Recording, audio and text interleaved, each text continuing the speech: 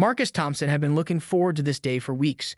The summer heat was in full swing and the community pool seemed like the perfect escape.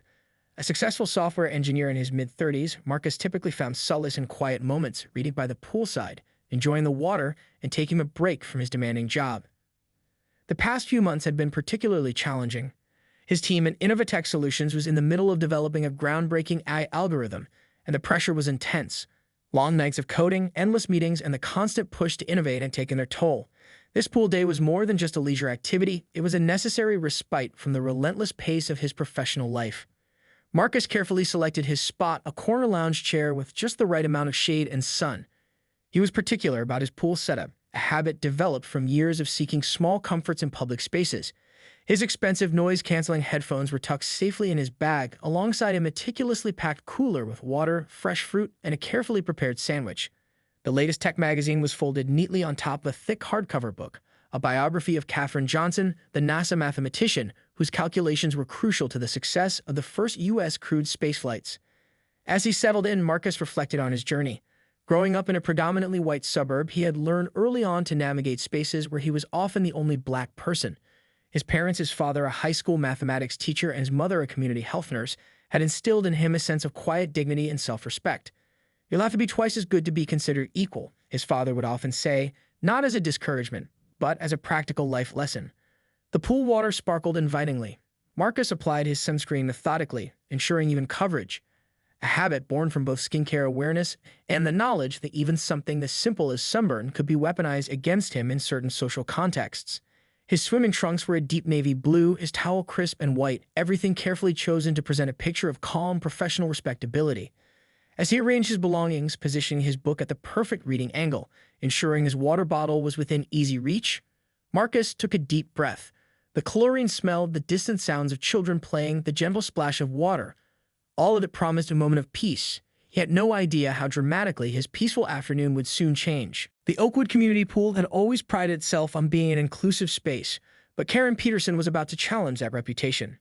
She arrived dressed in an expensive white sun hat and designer sunglasses, her manicured fingers clutching an oversized designer beach bag. From the moment she entered the pool area, her gaze immediately sought out Marcus, who was absorbed in his book, occasionally glancing up to enjoy the sunlight. Karen Peterson was not just any neighborhood busybody, a retired real estate agent with a history of complaints and confrontations. She saw herself as the self-appointed guardian of the community's standards. Her husband, Robert, had long since learned to stay quiet during her crusades, preferring to play golf and avoid her confrontational nature. Their million-dollar home at the end of Maple Drive was a testament to their perceived social status, a status Karen was determined to protect. The pool manager, Jason Rodriguez, was a young man in his late 20s, trying to balance his job's customer service requirements with a genuine commitment to fairness. He had dealt with Karen's previous complaints before about noise, about perceived rule violations, about the changing demographic of the neighborhood. Today, something seemed different in her demeanor. It started with a series of calculated moves. Karen began circling the pool area, her eyes locked onto Marcus with a mixture of suspicion and barely concealed hostility. Her body language was deliberate, shoulders squared, chin slightly lifted, the posture of someone preparing for confrontation. She positioned herself strategically, moving closer to the pool's management desk with each pass. Marcus remained unaware, his attention divided between his book and the occasional scan of the pool area. Years of experience had taught him a careful dance, being aware without appearing threatened, present without seeming provocative. The biography of Katherine Johnson lay open, a testament to quiet excellence in the face of systemic barriers. When Karen approached the pool manager, her voice was a carefully modulated whisper that nonetheless carried across the deck. "Excuse me," she began, her tone dripping with false politeness. "I'm concerned about security. That man," she gestured subtly towards Marcus, "doesn't look like he belongs here. I've been a member of this community for 20 years, and I know when something doesn't seem right." Jason Rodriguez listened professionally, his expression neutral. He had been trained to handle such situations delicately, to listen without immediately judging. "Ma'am," he responded quietly, "all members are welcome here. Is there a specific concern about safety?" But Karen was just getting started. Marcus had experienced these moments before, a thinly veiled racism that seemed to follow him even in spaces that were supposed to be communal and welcoming. It was a familiar script, the coded language, the implied threat, the suggestion that his very presence was somehow suspicious or inappropriate. Other pool-goers began to notice the brewing tension.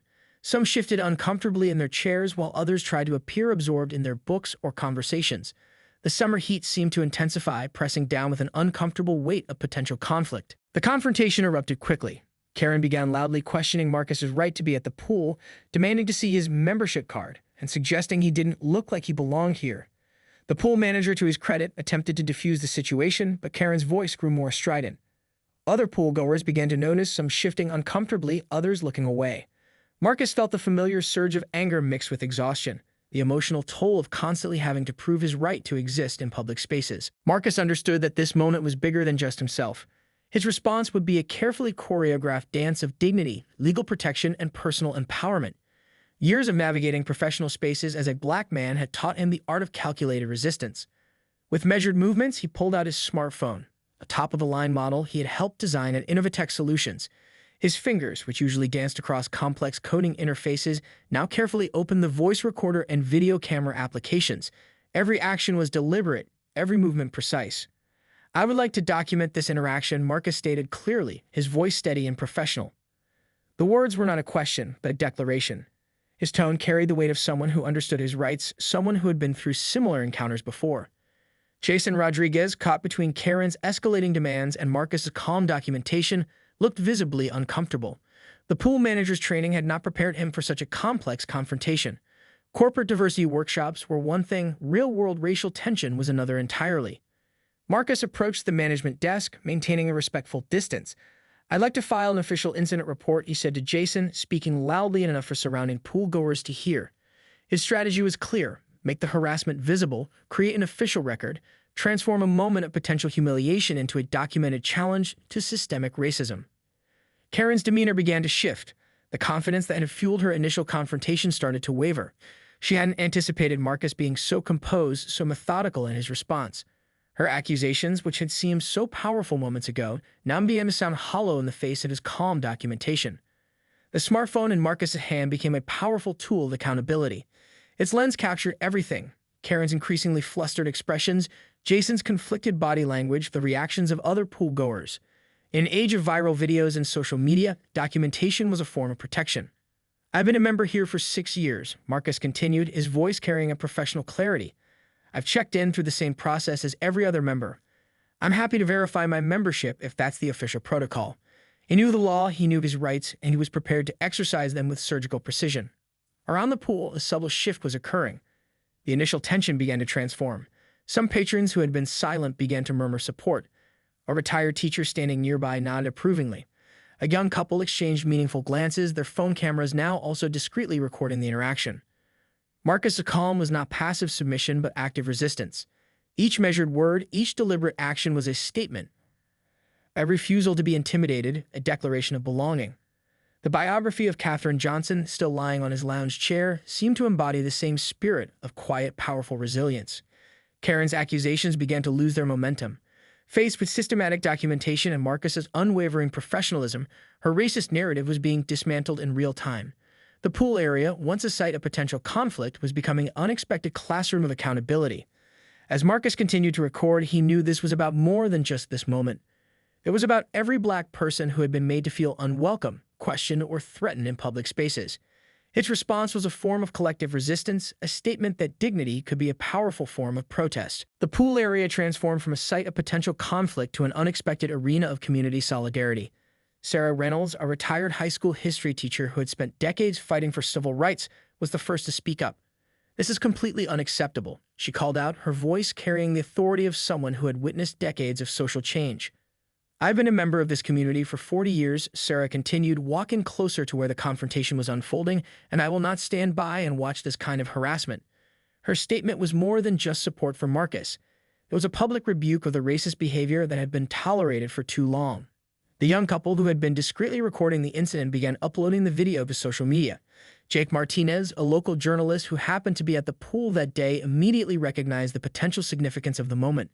His fingers flew across his smartphone, drafting a quick tweet that would soon go viral. "Racist confrontation at Oakwood Community Pool exposes deeper issues of belonging and discrimination. Full video coming soon. #racism is not welcome." Within minutes, the incident began to spread across local social media channels.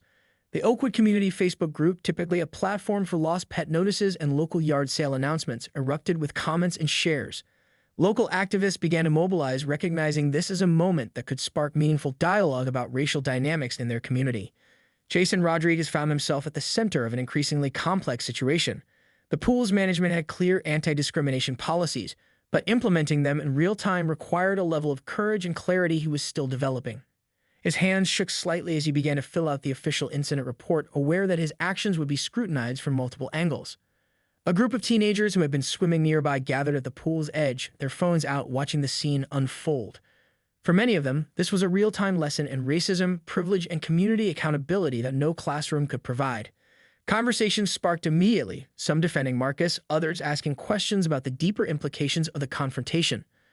Alina Rodriguez, Jason's sister and a local civil rights attorney, arrived at the pool within 30 minutes of hearing about the incident. Her professional demeanor was a sharp contrast to Karen's emotional outburst. "We'll be documenting everything," she told Marcus quietly, offering her business card. This goes beyond the simple pool incident. The local news stations began to pick up the story.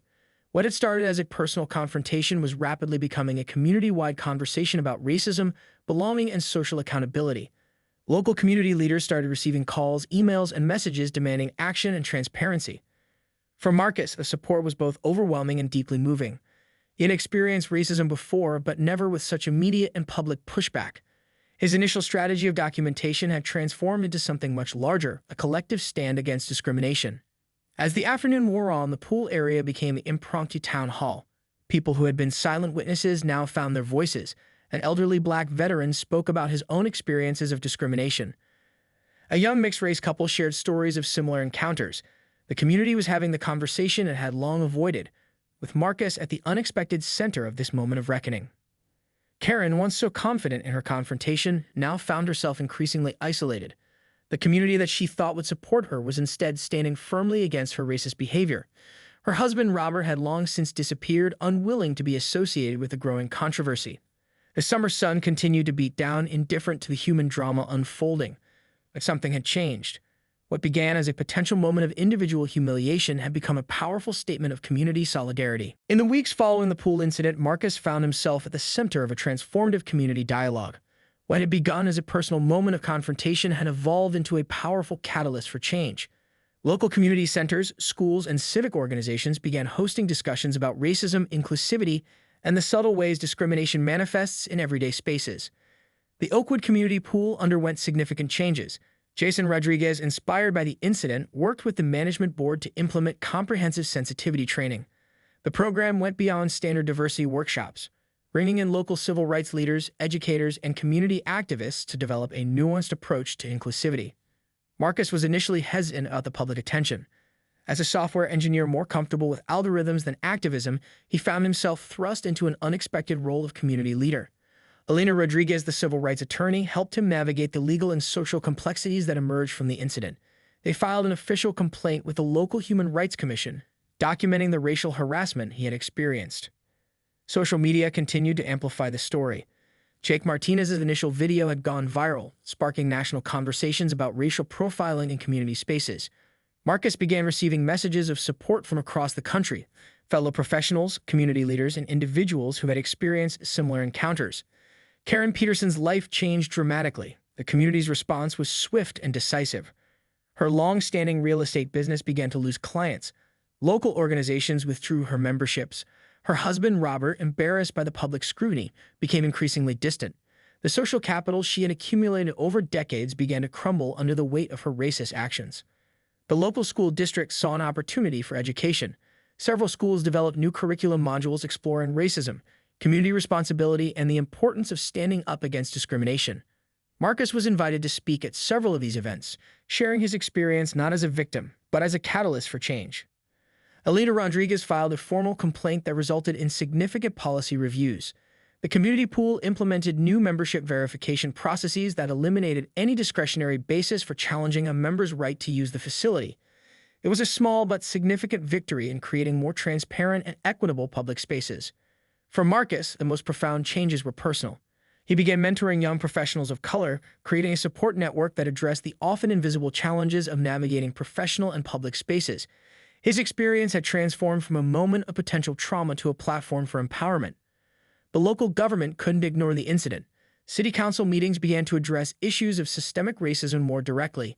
Community forums became spaces of genuine dialogue, with people from different backgrounds sharing experiences and working towards meaningful understanding.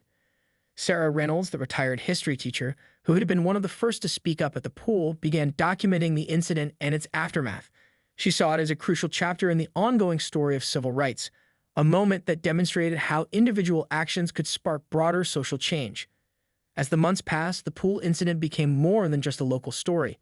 It was a testament to the power of community, the importance of standing up against racism, and the potential for positive change when people choose dignity over division.